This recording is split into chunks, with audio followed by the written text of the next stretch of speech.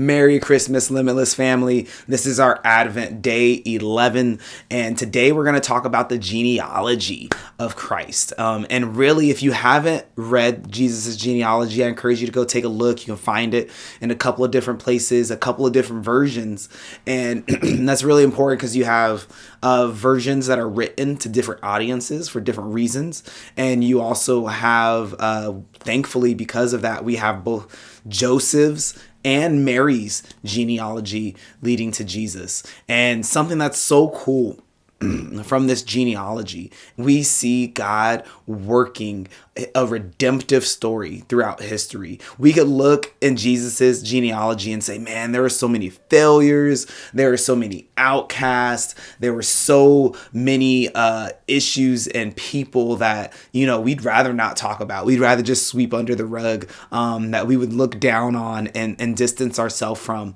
But God, rather than distancing himself, stepped in and brought redemption, turned these things into a redemptive story. And I think that's so important because as we try to walk as people serving the limitless God, and we try to show compassion fueled by mercy, we need to hold on to and remember this genealogy in which God's compassion and mercy pushed him across boundaries and moved him into the murk and the mire and the dirt and the filth and the outcast of our world.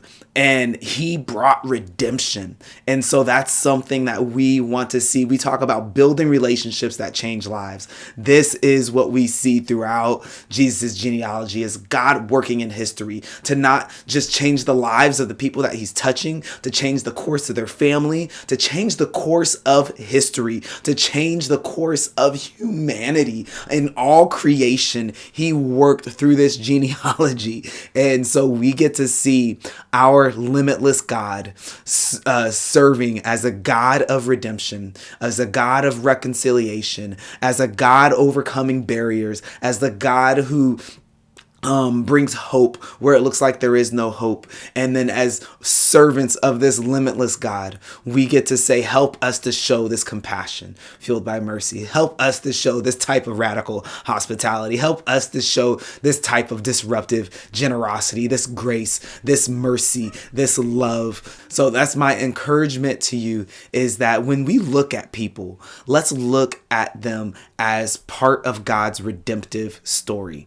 Then maybe they haven't quite reached that point. Maybe their story is still being written, right? And their redemption is still nigh. It's still to be written.